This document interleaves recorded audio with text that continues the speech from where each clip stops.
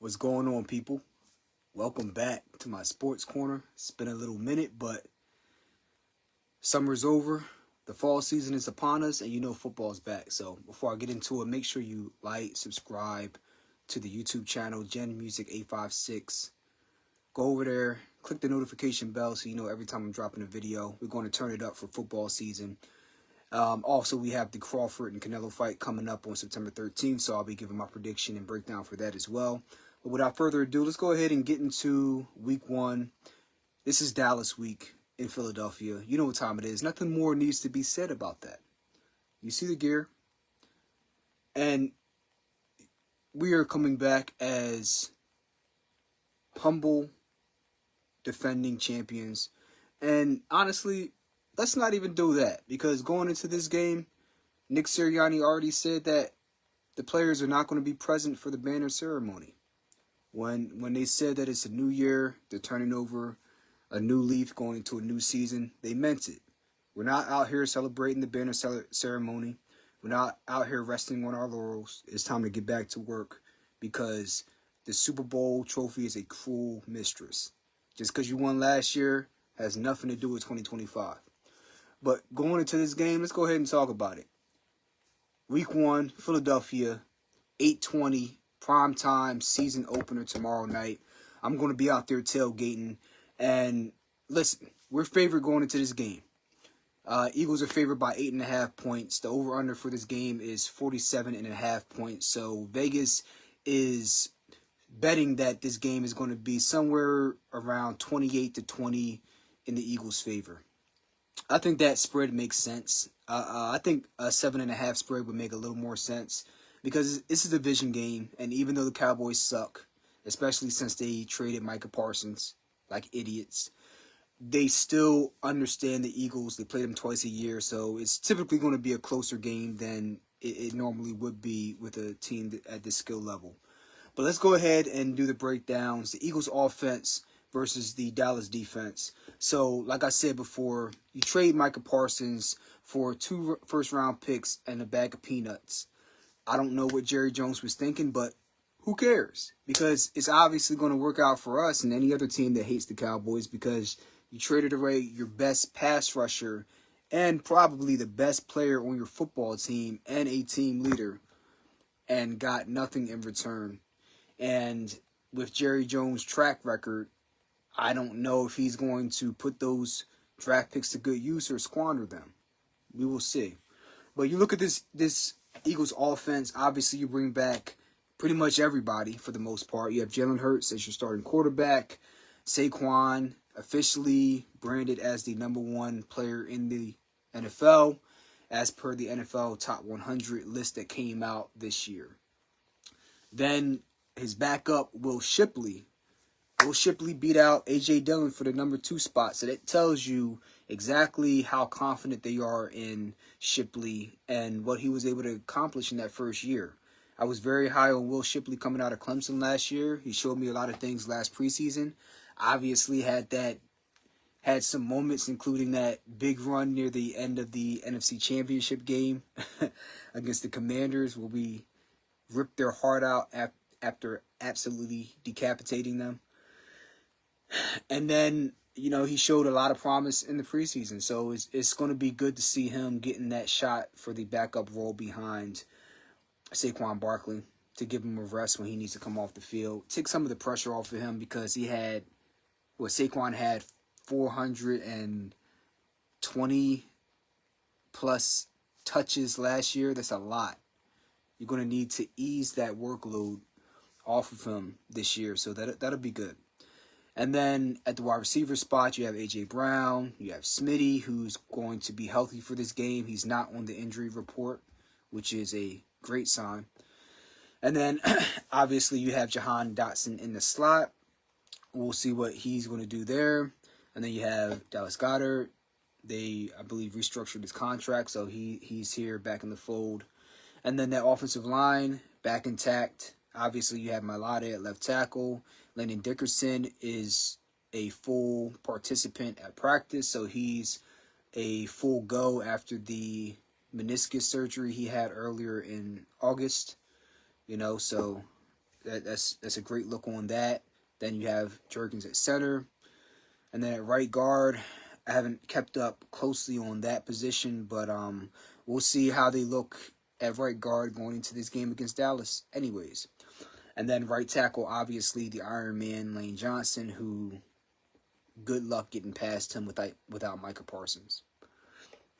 So you have that offensive line back intact, and that whole unit. The only thing that's really changed is the offensive coordinator, Kellen Moore, going down to New Orleans, head coach down there.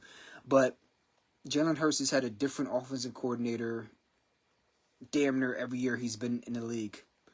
So he's shown that that's probably not going to knock him off his square that much. Now he's got that veteran presence now. He knows how to carry himself beyond just having to be reliant on the offensive coordinator. So we'll see how that plays out this year. We'll see how his play calling is and whatnot, but that'll be interesting. And then defensively, you look at the Cowboys. They play a 4-3 over front, so you have a slightly shifted front. So you have Marshawn Nealon at left defensive end, Kenny Clark, who they're banking on to stop the run.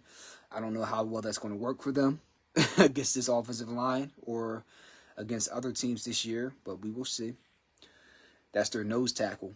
And then you have Osa, cannot pronounce his last name, not going to try, at D tackle, at the other tackle spot. Then you have at right defensive end, Dante Fowler Jr., who has shown some pass rushing pedigree. But again, you're going up against two stalwarts between Mailata and Lane Johnson. And then at the will linebacker, you have, can't pronounce his name, number 35. Not going to try to butcher that. And then you have Kenneth Murray Jr. at middle linebacker. This is in their nickel sets. And then for the secondary, obviously you have the mainstay with Trayvon Diggs. He's a little banged up, so even though he's playing tomorrow night, and all signs point to that, how healthy is he going to be, and is he going to be able to stick with an A.J. Brown? Is he going to be able to go and cover Smitty if Smitty's going off against Deron Bland, who has had success in the past in Dallas, but he had a down year last year. So Smitty one-on-one with Bland, I like that matchup. And then at the safety position, you have Malik Hooker, obviously, very, very good safety. Donovan Wilson, he's okay at free safety. And then you have Khair Elam. He was at Buffalo before with the Bills. He's good in the nickel spot in the slot, but overall, they are a defense that is ripe to get taken advantage of in the air. And then on the ground, I just don't see how Kenny Clark is your answer. So I like what we're looking like on offense. Even if Marco was still here, I really liked where we were headed on offense. And then let's go ahead and flip to the defensive side. Let's look at the Cowboys offense. Obviously, Dak Prescott back for the 100th season with the Dallas Cowboys, making $200 billion somehow, some way. Running back, I mean, Tony Pollard is another year gone from that team. Zeke came back last year and just existed. So I don't even know what the hell they're doing at running back, honestly. But we know that wide receiver, they upgraded the position. They brought in George Pickens from the Steelers. So that's really going to be a nice tandem to have with CeeDee Lamb. And that's my main concern against this Dallas offense, because that offensive line, they're a whole new unit. They're a whole new unit right now. So you have Tyler Smith, you have Tyler Guyton, you have Tyler Booker. And they haven't played a single snap yet. So off rip, you don't even know what that squad is going to look like. You haven't even got a chance to look at them during preseason, because Guyton was only returning to practice for the first time since July. So we don't even know what they're going to look like. Their rookie, that's the guy they're banking on, Tyler Booker. So he had a great grade per PFF in college in terms of the pass at 88.2. But his run blocking grade was a 63.9, and obviously that's the area he needs to work on. So he's going to be matched up with who? Jalen Carter. So good luck with that matchup. I know they're very optimistic with this dude. That's why they drafted him. So especially in the passing game, they're going to be looking for him to, at times, be able to go one-on-one with a guy like a Jalen Carter. But again, I like our odds in that matchup. Jalen Carter's and seen the best of them. They had a very, very good guard. I can't remember his name for the Chiefs, and he had nothing for Jalen Carter. You look at the Rams. They struggled against Jalen Carter, and he single-handedly changed the game on the last 2 snaps, among other plays in that game. So I like that matchup. They're going to have problems blocking him one-on-one, but they may be able to double him. We'll see what the Eagles do with the loss of Milton Williams, because that's a huge loss. So you're going to have to see if there's somebody else that can step up. Particularly, we're looking at Jordan Davis slimming down, going from like 350 or 360 all the way down to like 330, 325. If he can stay on the field for a more significant amount of the snaps, that's going to offset the loss of Milton Williams, in my opinion. Because I think Jordan Davis has it in his pedigree to be able to take it up a notch. So we will see what he looks like this year. I think stamina has always been the issue. If he gets that ironed out, I think that he can take another step. And then obviously we're going to look to see what Jalen Hunt does with more playing time, because Brandon Graham is out now. And one of the matchups schematically is going to be the right side of that Dallas offensive line, because in the games where Brandon Graham was not in when he was hurt last year, teams, they seem like they really started targeting the right side of the offensive line, or would be the left side of the defense, where Brandon Graham was at. So because he was really good at setting the edge, and when he was out, Nolan Smith, he got better at it as the season went along, but that was not his strong suit. So with Nolan Smith being on that side, can he set that edge and really force Dallas to run up the middle and run into the teeth of that Eagles defense, where you're not going to have Nakobe Dean for the first 4 weeks, but you're going to have Jahad Campbell and Zach Bond. So that's another matchup. We know what Zach Bond can do, but Jahad Campbell has been really making a lot of noise this offseason, including in the preseason, and probably in line to be your number 2 linebacker over Jeremiah Trotter. So let's see what happens there. There's a few unknowns, but I still have confidence in some of these guys that are filling these spots, including Jahad Campbell. And then we'll see if they're going to use him at times as an edge rusher. And then lastly, before we get to schematics again, let's go ahead to the Eagles secondary, because obviously you're going to have Blankenship at strong safety. You have Quinyon Mitchell at your 1 cornerback spot, and then you have Cooper DeJean in the slot, and then at the number 2 spot and free safety, those are the 2 positions where you have question marks. Because right now at free safety, we don't know if we're starting the season out with Sidney Brown, who still is a little bit rough around the edges and coverage, or if we're going to have the rookie Makuba, who is now fully healthy and not on the injury list. Is he going to get more snaps? Is he going to rotate in, or is he going to get the nod for the start? Because he's much more sound in coverage, and that's really his strong point, his calling card as a second-round draft pick out of Texas. So that's one question spot. And then the second question spot is the number 2 cornerback spot with Adoree Jackson. Right now, he seems to be penciled in as the starter. Ringo did not do enough to show that he should be starting on the outside. Yes, I know that one play against Jamar Chase looked bad, but it wasn't simply because it was Jamar Chase. It was because he took a very, very poor angle when Jamar Chase was on the sideline. It's an angle that you will lose taking regardless of who is starting at wide receiver there. Like, these are fundamental things that you have to understand, and you can't make those mistakes in a live game. You can't have that, because if you do, Jamar Chase won't be the only wide receiver that's going to be cooking you. You'll have guys that are a notch or 2 below his level that will cook you if you don't understand basic angles. So you have Adoree Jackson, who didn't particularly impress during the preseason or the offseason. So, I mean, that's your cornerback too. Or you have Jacorian Bennett, who, I mean, we don't know a whole lot about him either. So that's my main concern.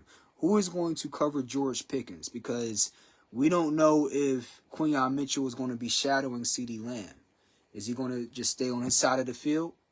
Or is he going to shadow CeeDee Lamb across the field and then force you into a spot where you're matching up a Dory Jackson with a George Pickens? Or are you going to switch Cooper DeJean onto George Pickens in spots when they want to move CeeDee Lamb? Or do you put Quinyon Mitchell on George Pickens when they move CeeDee Lamb into the slot and just have Cooper DeJean on CeeDee Lamb? There's so many different questions as to how they're going to approach this, but we're going to find out a lot in week 1. And then lastly, I just want to talk about the schematics. We were not a blitz-heavy team last year. We got a lot of pressure with 4 down linemen. That's going to be different this year because, like I said, you don't have Milton Williams. You don't have Brandon Graham. So it's not that they don't have the talent. It's that they don't have the depth that they had last year. So when you rotate guys like Nolan Smith and at times Jalen Carter out of the starting lineup, are guys like Jalix Hunt and Jordan Davis able to pick up the slack?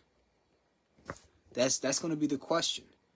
And if not, are you going to, even if you got the same production out of them as you got out of your second unit last year, the guys you rotate in, are they still going to blitz more? Because even though they didn't blitz a lot, they were just around league average in terms of how often they were getting home. So somebody on Bleeding Green Nation made a good point. I don't know if it was Brandon Lee Gouton or not, but if you bump up the rate at which you're blitzing, not going overboard, but just more than you did last year, if the numbers hold up, it should bring you a little bit more effectiveness in terms of getting pressure on the quarterback without really compromising your defense on the back end. So it's something to consider, especially with a guy like Makuba. I feel like he could be really, really good blitzing from the safety position if you bring him down into the box, into the slot. You don't know if he's going to cover the tight end or maybe come off the edge on the blitz. Also, Jalix Hunt, although he is still getting better as a pass rusher, as a raw athlete, phenomenal. And with his safety background, he's shown that he looks comfortable dropping into coverage.